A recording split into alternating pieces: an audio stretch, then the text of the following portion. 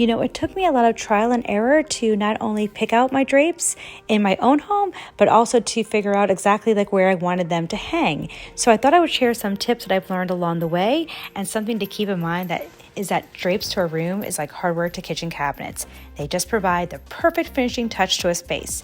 So here are some tips on selecting and hanging your own drapes. The first thing to do is to pick a fabric, and that's going to be determined by figuring out just how much light you want to allow in. Sheers allow the most light in, while blackouts are the most opaque.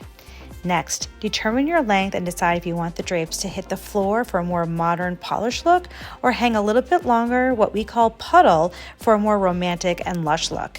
The pro tip here is to hang your curtain rod as close to the ceiling as possible to really draw the eye up and make those ceilings look even taller than they are.